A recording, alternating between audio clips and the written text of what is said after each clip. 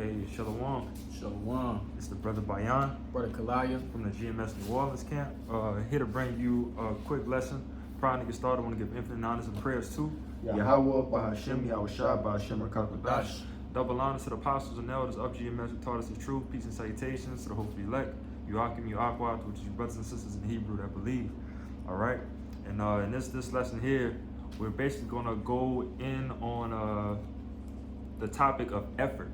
Okay, and how effort, sets us apart from, the 2/3 of the world, and when I speak of the effort, it's the effort of pleasing Yahweh Bashim Yahushua, all right, doing everything to the best of your ability, all right, because ultimately, the constant reminder is that in this captivity that we're in, we're not going to get everything 100% right, all right, we're not going to get 100% right, and we're going to stumble and fall, every day, until the Lord returns, all right?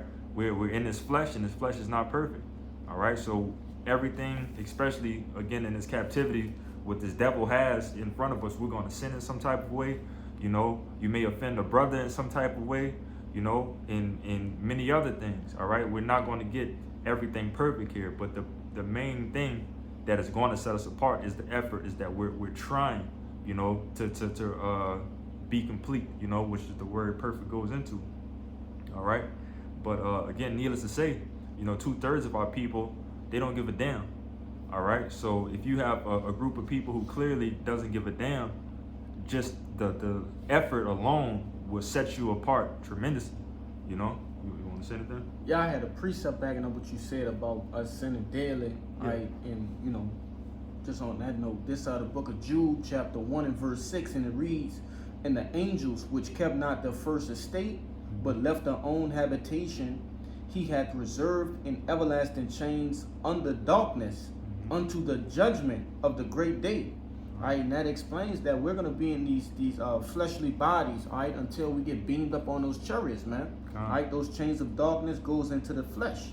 You see, and it says unto the judgment of the great day. That's the coming back of Yahushua. So we're gonna be in these fleshly bodies until we get to that point, man. Right. Till we beamed up. So in what? In turn, we're gonna sin until then, not willingly. Right. All right, but hey, the flesh longs to sin, man. You got it. Yeah. I started the other precept. The spirit is willing, but the flesh is. That's Romans, yeah. Romans. If I'm not mistaken. I believe so. I know it's Apostle Paul for sure. Oh, real quick. But again, by any means, it doesn't mean just to give up or just to say fuck it at the end of the day.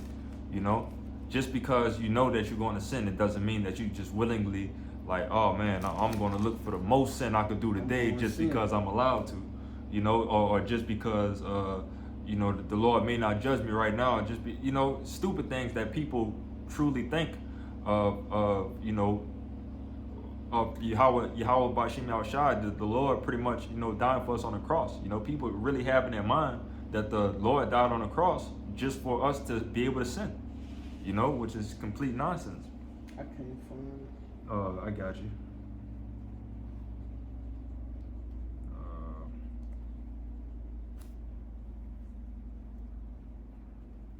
It is Romans for sure. I remember seeing it in Romans, but I can't pinpoint it at the present moment.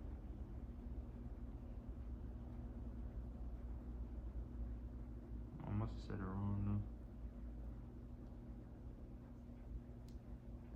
But shit, we'll continue on. Bible shop, just give me Luke 13 and 24, yeah. It's the book of Luke, chapter 13 and verse 24, and it reads, "Strive to enter in at the straight gate, for many, I say unto you, will seek to enter in and shall not be able." It's like it was Matthew. We was way off. Matthew 26. Oh, con. Yeah. Well, Bible shop, read that one more time. The book of St. Luke, chapter 13 and 24, and it reads, "Strive to enter in at the straight gate, for many, I say unto you, will seek to enter in and shall not be able." Strive. Okay, let's see what this word strive is in the blue letter real quick. Word strive, Strong's G75.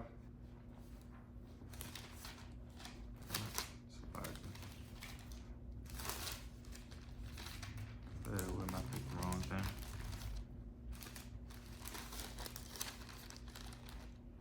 No, that's what it's all about, man. Striving, okay, making that effort, like the brother, made the point.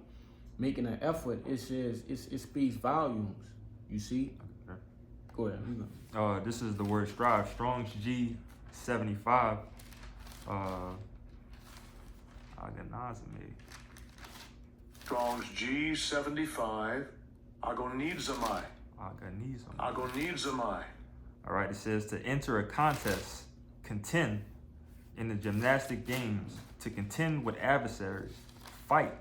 Metaphor, to contend, struggle with difficulties and dangers, to endeavor with strenuous zeal, strive to attain something.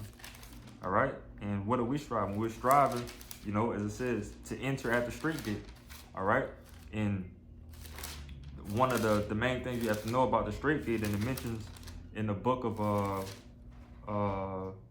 Matthew and in the book of 2nd Ezra as well. Yeah. You want me to grab one of them? Yeah, you can grab one of them.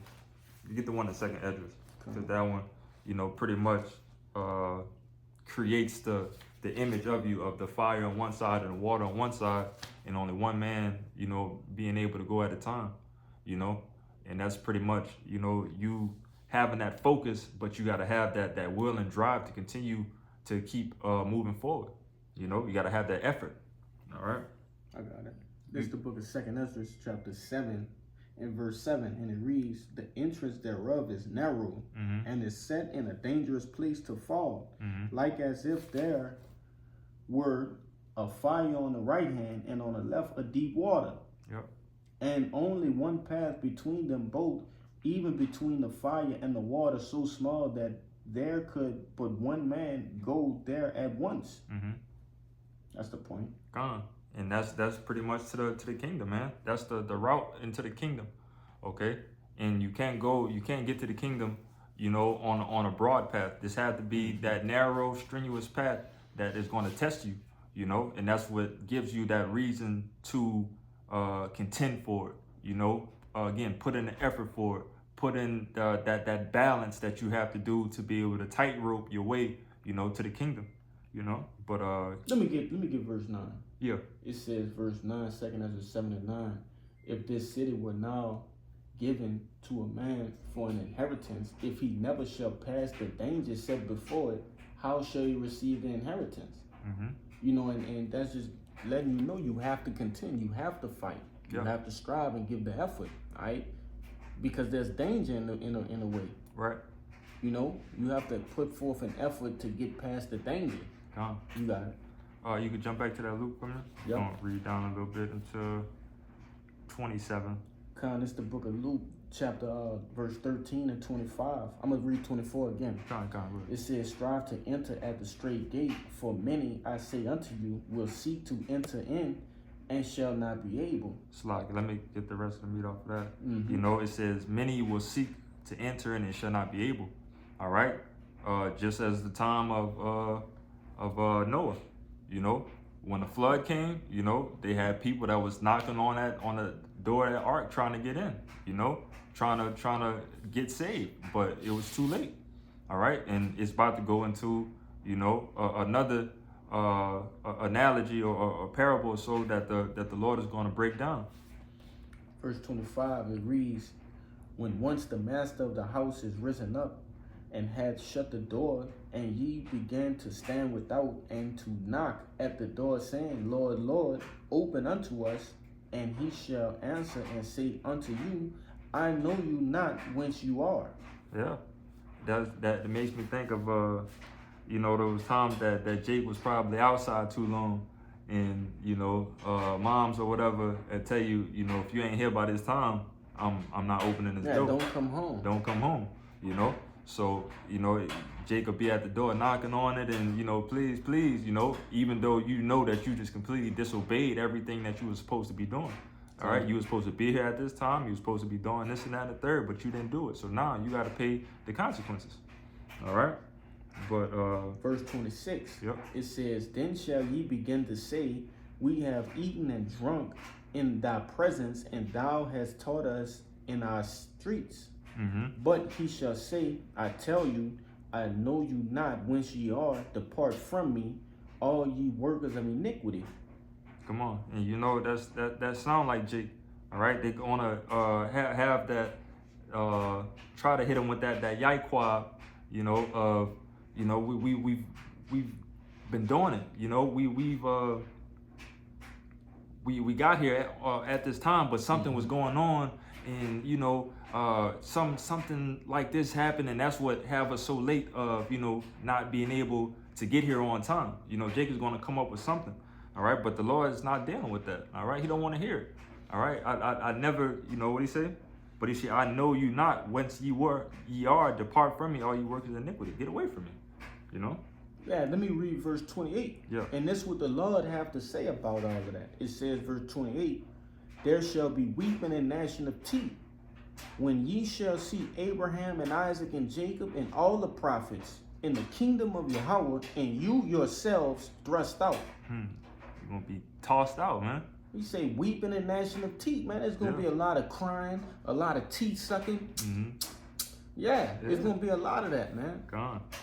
Yeah, it says in the NLT, there will be weeping and gnashing of teeth, for you will see Abraham, Isaac, Jacob, and all the prophets in the kingdom of Yahweh Shemashai, but you will be thrown out. Yup. Yeah, man, it's an invite only, you know. And if you haven't been doing it, if you haven't been putting the work in, you know, the Lord don't want no dealings with you. Like brother said, you got to come back in them Hebrew huggies, man. All right, you got to know this. You got to know it, death by pain, you know. But I had one for you in 2nd Ezra as well. come on, you got it. This back in the 2nd Ezra chapter 7, but I'm going to jump down to verse 57, and it reads, Then answered he me and said, This is the condition of the battle which man that is born upon the earth shall fight. If he be overcome, he shall suffer as thou hast said, but if he get the victory, he shall receive the thing I say. And the victory is going into what? Ultimately being transformed into those spiritual bodies, okay, and receiving a reward, man. Okay, the kingdom of heaven, being the first fruit of the kingdom of heaven. Okay, but first you must contend. You must go against, like it says, this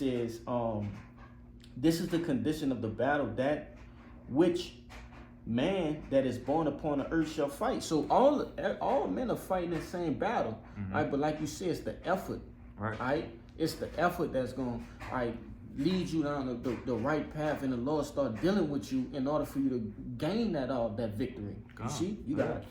Because again, I like to always say, you know, we're going to be heirs to the throne, all right? If you want somebody to rule with you, do you want somebody with a I don't give a fuck mindset, or do you want somebody that's willing to take over, you know, that authority, you know, to take over that heir, you know, to the throne, you know? But then that clearly backs up back in that verse 9, 2nd Ezra 7 and 9, when it was saying, well, how shall he receive this inheritance? Right. That's a question mark. You have to go through the danger, you have to fight, you have to, you know, basically learn the ways of Yahweh Hashem Yahushai. Yep. Okay, in order to what? To get that inheritance. An inheritance is something that's given to an heir, like you said. Yeah. The reward. All right, that's the reward that's going to be given to you. But Bobby Shaw hit me with 2 Peter 1 and 10. It's the book of 2 Peter. Slide it. 2 Peter chapter 1 and verse 10, and it reads, Wherefore, the rather, brethren, give diligence to make your calling and election sure, for if ye do these things, ye shall never fail. And that word diligence, all right, that the word diligence alone goes into, again, effort. All right, so give that effort to make your calling and election sure, for if you do these things, you should never fail. All right, and that's plain and simple. All right, that's what we're doing. That's why we're rehearsing the righteous acts. All right, that's why we're putting up these epistles. All right, that's why we're getting up with brothers. That's why we're on the highways and byways. You know, we're doing all of these things to make our calling and election sure, because again, we're not we're not sealed at the end of the day. You know, we don't know if we're of that 144,000. That's why we have to work into fear, with fear and trembling. All right. You know, we work until, you know, the whistle blows till Yahweh Shah returns, and, you know, then we'll know. All right. But it have you in a good spirit to know that, all right, at least I'm trying, you know. I gave my all. I gave my all. That's all you could do. All right. That's how you want to walk out on this thing. You don't want to walk out thinking that I didn't do enough. You know, that's going to be that mindset of guilt that's going to, you know, plague your mind. Oh, damn, I wish I would have did this. I wish I would have did that. I wish I would have finally came out on the block. You know, I wish I would have not stayed behind the computers and been a keyboard warrior. Right. You know, I wish I would have, you know, not messed over the brothers, you know, or left the body. Left the ministry, yeah. Left the ministry. It's many things like that, you know, people are going to have to deal with. Men are going to have to deal with. All right. But you don't want to be in that mindset, man. You want to leave it all out, you know, everything that you got, you know, 100%, 144%, leave it all out on the field, you know. You got a precept or?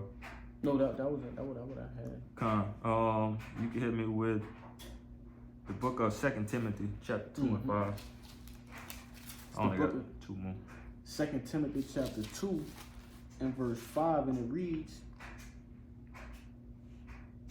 When I call to remembrance the unfeigned faith that is in thee, which dwelleth. Second Timothy. You in 1 Timothy? No, that's 2 Timothy. You said 2 and 5? 2 and 5. Slacking. 2 Timothy. I was in chapter 1. Oh, slacking. 2 Timothy chapter 2 and verse 5, and it says, And if a man also strive for masteries, yet is he not crowned, except he strive lawfully. God, you know. And that word strive again. All right. But again, the Lord has these rules and regulations, you know, for us to abide to, you know, in order to be able to strive. So again, we're striving to do all of these things to the best of our ability to be able to receive this crown. Okay. Hit verse 6 for me. It says, the husbandman that laboreth must be first partakers of the fruits. The husbandman that laboreth must be first partaker of the fruits. All right. So that husbandman, you know, what it goes into with planting, husbandry. Okay. So if you're dealing with any type of fruits or anything in the field, you know, you're going to be the first partaker of your fruit because you're the one that's putting in the work. All right. You're the one that's doing all the things that you need to do for your fruit to grow. Okay. But same thing, if you're, you know, striving for the masteries, if you're striving to fulfill or do everything to the best of your ability, you know, of the will of Yahweh Shem Yahweh Shai, you know, you do these works, you're going to reap, you know, the rewards and benefits of, you know, what you've been doing over the time, you know. Anything you want to say on that? Nah, because it tell you in the book of Revelations, the Lord gonna come with rewards, all right? And I'm gonna get that real quick. I don't want to butcher it. You know what I mean? I just want to grab it. Trying to see what exactly it was saying. I think it was in verse chapter 2. I mean.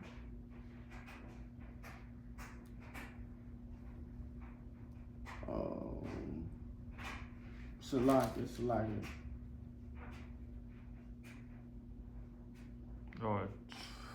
22 and 12. 22 and 12? Quickly, my reward is with me. Let me see. Yeah. This Revelation 22 and 12, and it reads, And behold, I come quickly, and my reward is with me, to give every man according to his work shall be, as his work shall be. All right, so, you know, however you spent your time, you put in your work, that's what you're going to receive. Yep. All right, if you half-ass, you're going to get a half-ass reward. Yep. All right, which really isn't a reward at all. When you taking into consideration what the rewards are in this race that we're racing. It's either you win or you lose. Right. There's no gray area. There's no reward for being lukewarm. There's no reward for being almost warm. All right, it's either you on fire or you not. And that's where the rewards are going to come. Either you did, enough, just enough, all right, for the receive that positive reward, or not enough, just not enough. Yeah. Okay, to receive that negative reward, which is death, man. You got it. Give me Sirach 4 and 28. And I got one more we could end it off. It's the book of Sirach. Sirach 4 and 28. And it reads, strive for the truth unto death, and the Lord shall fight for thee. Plain and simple, man. Strive for the truth unto death, and the Lord shall fight for thee. All right? That's how you arrange yourself to be on the winning side of things, striving for the truth. All right? And it says the Lord shall fight for thee. That's all we need. Yep. You know? That's all we need at the end of the day.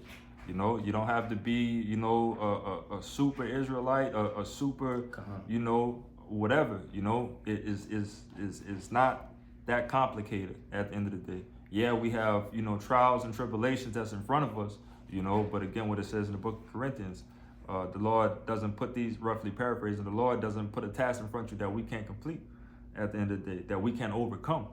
All right. So again, strive and win the battles that you can win, and strive to do better the next day. Right. Every day we wake up is another day, it's another battle. So we wake up and we continue to fight. You might have lost something, the day before, but you get up and you keep on fighting. It's not over with.